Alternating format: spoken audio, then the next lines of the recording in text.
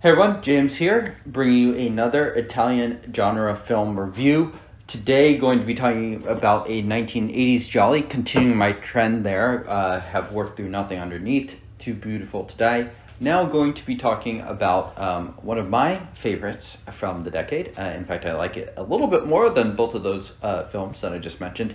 The Midnight Ripper, 1986, directed by Lamberto Bava. In fact, he's got his names all over this film. He has a writing credit, a directing credit, an editing credit, so very much a work of his, and definitely a favorite of mine. And I was a little concerned when I was watching this film. Some of these Italian genre films, they don't necessarily live up to your original viewing expectation, and other ones do ascend a little bit. For me, Nothing Underneath was definitely one that I think I enjoyed a fair amount the next time, and part of that I think was also due to the increased quality of the transfer, the great restoration done by Vinegar Syndrome, and this film did not have the memory of that. I watched a mediocre rip, shall we say. I don't know if I think it was a little bit better than VHS quality, but not a lot. It didn't look great. And I watched that same rip when I watched it this time, and I continued to really enjoy this film. And I think this is one of those movies that really does deserve kind of that really high quality treatment of restoration and stuff like that. So if it's something that one of those big Blu-ray distributors, Arrow or Vinegar Syndrome, could do at some point, I think this film is absolutely worthy. I continue to believe this is a very, very underseen Lamberto Bava film, a very underseen 1980s Gialli. And I think for me, I don't know exactly where this ranks as far as my Lamberto Bava rankings go, but it would definitely be towards the top of what I've seen, and I think it's easily my favorite Gialli that he's directed. So just for reference, I looked this film up on Letterboxd. Not that that's the absolute source of statistics, but I like to use it as a quick sort of heuristic to see how many people have seen the film. Of course, he's most known for directing Demons, the Argento-produced film from just the year before this, 1985. 33,000 people have seen Demons. His most viewed Giallo, which I also looked up, is A Blade in the Dark, 4,100, which is also, I believe, his first Giallo. And under 600 people have seen Midnight Ripper. And I think if you are a fan of Italian genre films, please do look this film up. I think it's absolutely worthy of kind of that rediscovery. So here is a quick synopsis, and it's not a particularly good one, but we're gonna go with it. So I got this from IMDb, I believe. A man becomes aware that his wife has been having an affair, resulting in a violent argument. Shortly afterwards, she is murdered, and he becomes the chief suspect. Okay, so yeah, that's basically the synopsis. So, it's a very familiar setup to a lot of these Giallis that use kind of like that framing and that perception, and are we seeing stuff in a skewed way, and it likes to twist and turn. This one very much works within that same sort of like plot mechanics. This is not stage fright where there's no mystery or anything like that around the killer or something like that. This is a true blue Gialli where we're really not sure who the killer is. So usually when I come into these episodes, I like to have sort of like a thesis or like a quick idea sort of behind these episodes on what I want to talk about and cover. In this film, I really struggled to come up with something. So I ended up just kind of going with, I think this is just a really rock solid Giallo that has very few things that actually bother me about the whole creation of this film. I think it's just very, very solid. Is it absolutely best? Does it have the stunning moments as the best of the genre? No, I don't think so. This is not Tenebrae. This is not opera. This is not New York Ripper. This is not one of the absolute best of the 80s, but it is in my opinion, a very good film. One thing that I think is important to note that generally doesn't bother me is plots. Plots, whether they make sense or are too absurd or something like that, generally I'm very, very forgiving towards those things. So perhaps your opinion on how many flaws this film might have could differ depending on how much of a Nathaniel, as Iñaki and I like to call them, people that are really, really interested in kind of diving into the nitty-gritty of the plot details are concerned. I am not that person, so I don't care. It does not bother me one bit in this film. But this film does have so many things that I do love about the Giallo genre in general. Even though this is a very late cycle one, love the sets, and love the pacing and the kills and the music of this film. I think the sets and the kills, they're very well done. It kind of has a little bit of a different setting to this. It's clearly very inspired, I think, by Tenebrae. In many ways, Lamberto Bava, of course, most known for Demons, that has a very dark look. A lot of it takes place at night. It's in a movie theater. This film is a lot more lit. It takes advantage of that kind of like white on red thing that you have in kind of a lot of, well, not a lot of, but in Tenebrae specifically. And it kind of goes with that futuristic look. Is it still pretty distinctly Italy and Europe? I think so.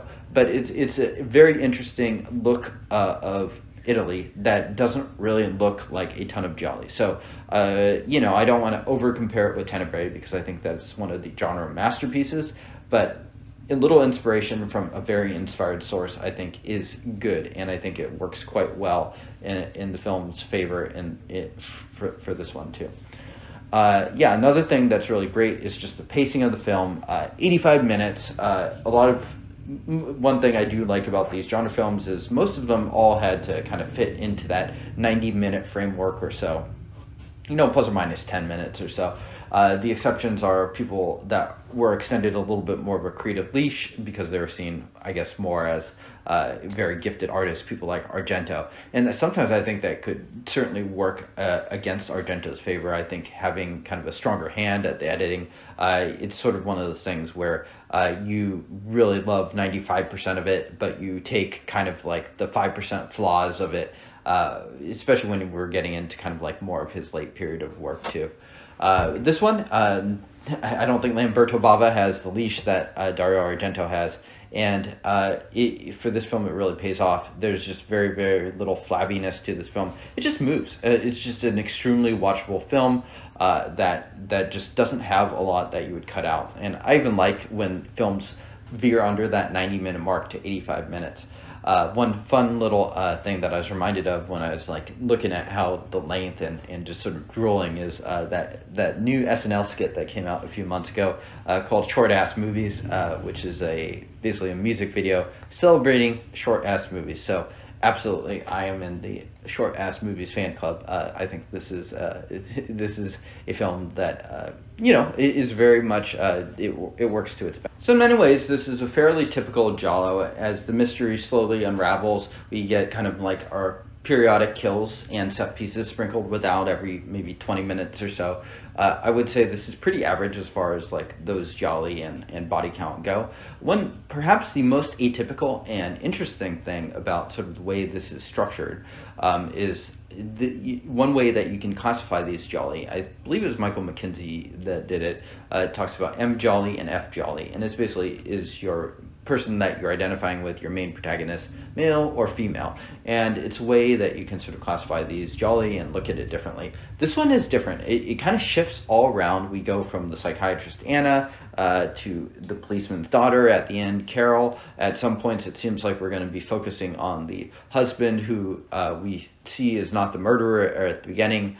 So at different points it seems like it could fit into either of those, and as a result I don't think it fits into any of them actually. So it is kind of interesting. I think it works fairly well here, just because it kind of shifts in a way that sort of does make you guessing throughout the film too. So yeah. A couple interesting things just about who made it. Dardano Zucchetti was one of the writers with it, along with Lamberto Bava. Zucchetti had his hands over all kinds of good stuff during this time. Specifically, his collaborations with Fulci were really good. I believe he worked with Argento a couple times too, just a writer. And so, yeah, doing a lot of his good work here. I think the way that this is structured too, so this might be reading a little bit too much into it, and maybe can get into a little bit more of an academic perspective too. But I think one interesting thing in Gialli and sort of breaking down the social constructs is looking at sort of their role in the film. This film has a woman in a very kind of a very masculine field in the criminal field, playing the psychiatrist. and so it's interesting to see her interact in that film. She seems very, very comfortable in it, but we do see like men asking her out basically, and her commenting on like, oh, what's your wife going to think about that and stuff like that. So I think it's interesting to have that sort of different dynamic to it. We also see very few kind of whole families in this. And this is a pretty common theme through Giallo throughout. It's like, for instance, the police detective in this film, he has a daughter. We don't see any mention of the wife. The psychiatrist focuses a lot on people's kind of messed up relationships and trauma and that kind of thing. So I do think it's most likely intentional, although it's hard to know with these films how much is like legitimate social criticism and how much is kind of just them creating different characters for shits. Yeah, good sets in this film too. We get like some really nice interior design of a snazzy apartment to start with. There's a museum. We go to kind of like this beachside town towards the end. Throughout that, there's kind of a cool use of colors throughout this. We have these like yellow sweaters and stuff, and of course Giallo means yellow. We have kind of that white and red that I was talking about, so sort of like these blue outhouse situations. So I really like how a lot of this was designed too. In particular, the first scene I think does a good job in the way that Nothing Underneath does a really good job of just holding that suspense and using misdirection and stuff like that to just extend that scene longer and longer and sort of keeping you, at the edge of your seat. I think the finale as well does a really good job with that too, because we're still not totally sure who the killer is by the end of it, and it just really, really extends that scene too. Another thing that I do like about this film too is that it really does have a memory. Let me explain a little bit about that.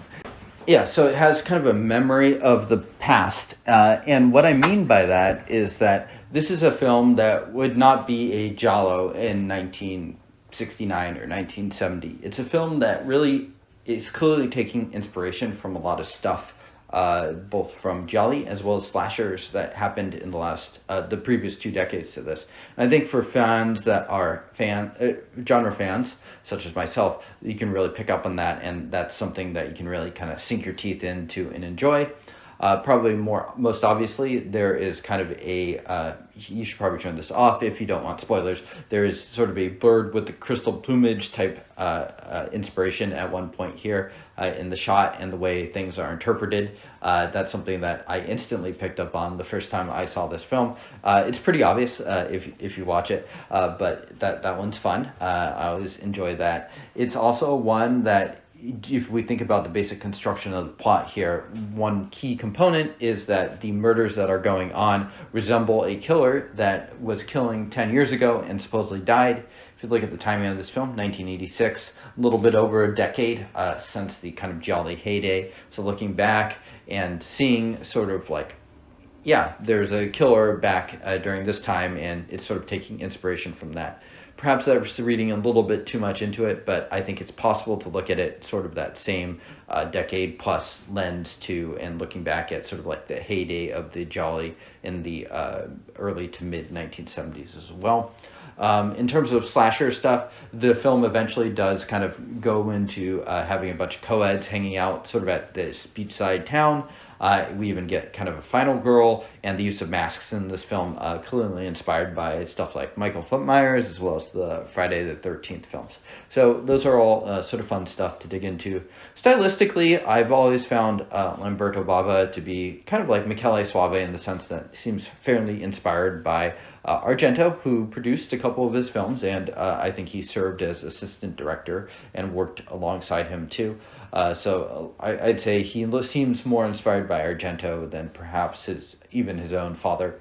This one has kind of that characteristic moving camera. I think it's wielded quite well. Good use of focus, good use of color and stuff like that. And it also has a very kind of voyeuristic voyeuristic lens to it, where you get some killer point of view. There's some hallways. We have stuff that's kind of like in the foreground and stuff that's moving around. So just, I wouldn't say he's like, Bava is a savant in the way that his father basically is like a genius, just technician. But he knows what he's doing. And I think the film is very competently made too.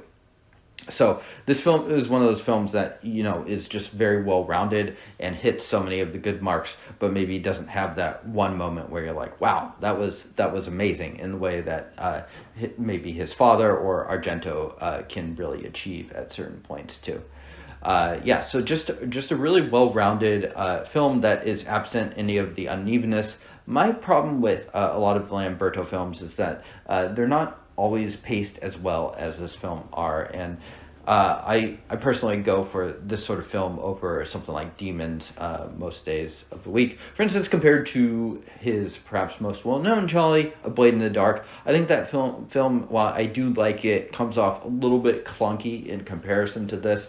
Part of that is the runtime, which is 110 minutes. I think part of it was also trying to fit it into that TV structure where you're releasing just a little bit each week, and I think that just I just don't think it serves the material quite as well as something like this does, where we have a very short, curt 85 minutes and out film going on. Have not even mentioned Claudio Simonetti, who did the score here. Perhaps another reason this film reminds me of Tenebrae. And I was just listening to the opening track for this film right before hitting record, and it's just a great film. I mean, Italy during this time was just cranking out so many great soundtracks here. Is this Simonetti's best? No, probably not. I think he probably had his best work with Argento. But is this absolutely still A-tier Simonetti? I think so too. I really love it. So just a really great score, and he uses the music very much like Argento, where it's just very cool music coming on during some of the kills and stuff like this. And perhaps even you could say this use of music is better than what Argento was doing at the time, depending on where you land on sort of that heavy metal usage that Argento was doing in stuff like Phenomena and Opera. So yeah, big fan of this. So if you have not seen this film, please do check it out. I'm assuming everyone that watches this channel is already an Italian Gialli fan, most likely, so especially if you've made it this far. So yeah, absolutely a pretty high recommendation from me. Who won? Got to give it to Lamberto Bava here. His name all over the credits, written, directed, edited. Just a very, very good film done by him. And definitely perhaps my favorite of his film. I haven't seen everything from him, but I've seen 9 or 10, and most of the big ones that are considered to be his best work. Rating, 8 out of 10. Just this probably is a little bit higher than it deserves, but it's a really good one, and I would love if some Blu-ray distributor would pick this up, restore it, and release it. I think this one's absolutely worthy. I'm sure there must be some rights issues or something like that, because I think it's kind of strange how some of these other Gialli from Bava have become more accessible, stuff like Blade in the Dark and Body Puzzle and Delirium. I much prefer this film to all of those. So let me know how you like Midnight Ripper. Let me know how you like the other Lamberto Bava Gialli. And I will see y'all next time.